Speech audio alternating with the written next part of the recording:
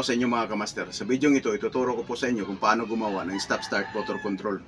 Ngayon po, kung bago ka pa lang sa channel na ito, paki-subscribe at i-hit ang notification bell para updated kayo sa sunod pa natin mga video na magpulutan ng aral.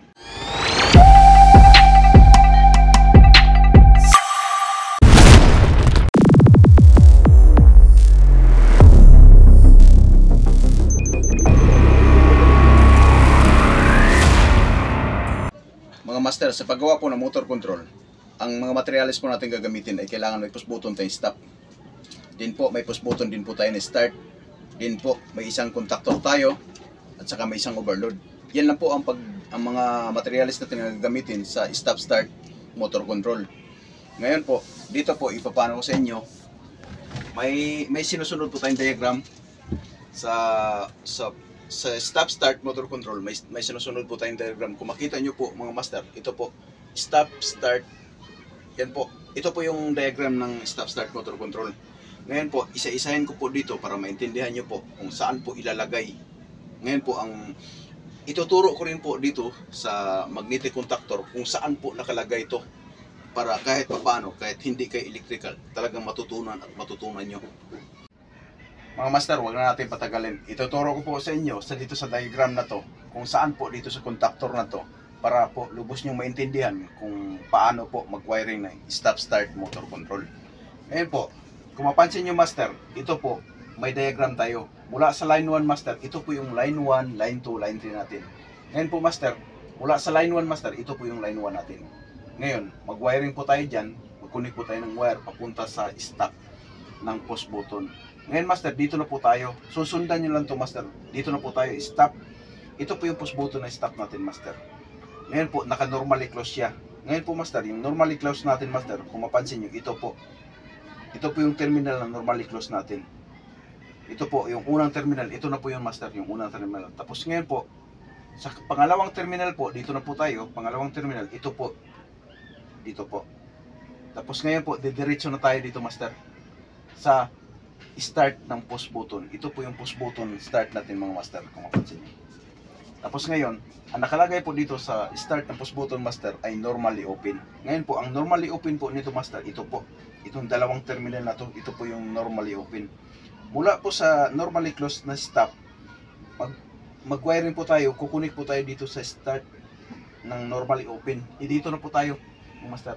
Tapos ngayon po master, mula po dito master, didiretso po tayo sa auxiliary contact normally open ng contactor po. Ito po yung auxiliary contact natin master, kung mapansin. Kasi nakalagay dito master ay normally open. Ito lang pong kukuhanin natin master. Ito po. Normally open. Ito po in o. Tapos ng master, ang partner nito ay ito. Yan po. Normally open. Ngayon master, dito na po tayo, normally open ng contactor, auxiliary contact. Ngayon po, yung kabilang normally open nito master, ito po, dito na po tayo. Ito na po yun siya master.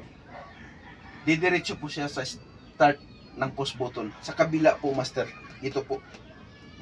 Kanina dito po, dito na po tayo. Ito na po to. Ito po.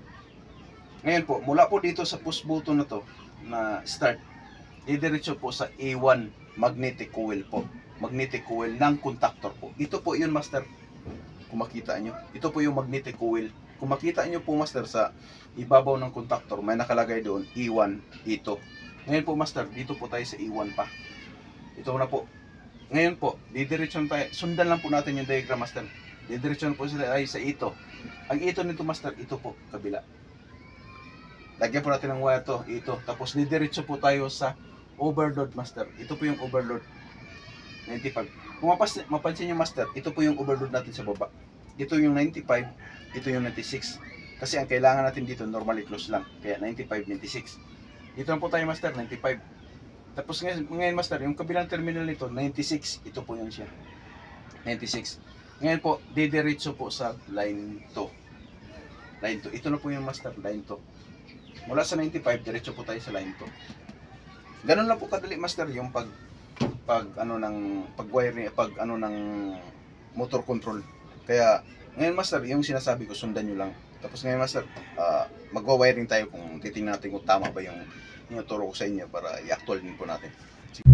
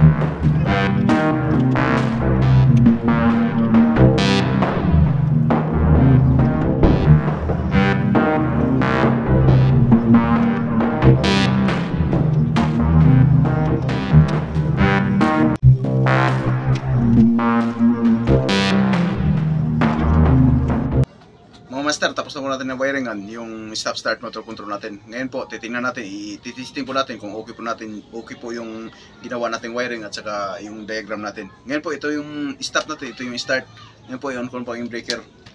Ngayon po, i-start na po natin kung gumagana yung contactor natin. Yan po, gumagana po yung contactor natin. Ngayon po, i-stop ko rin po. Yan po, stop, start, stop, start. Ganun lang po yung diagram natin, kaya yan po ang nagawa natin. Ngayon po master, okay na po yung ginawa natin. Ngayon po master, ang ano ko sa inyo na susundin nyo lang yung diagram, kasi doon po yung ano natin. Kung walang diagram po, hindi po natin magawa to yung stop start natin. Ngayon po, kung baguhan pa lang kayo, talagang kailangan nyo ng sumunod sa diagram. Ngayon po master, kung bago ka pa lang din po sa channel natin, huwag mong kalimutan mag-subscribe at i-hit ang notification bell para update kayo sa sunod natin mga video. At saka master, malaking tulong na rin po sa akin kung i-share mo po yung video natin para kahit pa paano makatulong tayo sa iba na ngailangan ng ganitong klaseng skill na mapupulutan ng aral. At saka pakishare na rin po master para sila masaya na natutulungan natin. Tayo din masaya para lahat happy.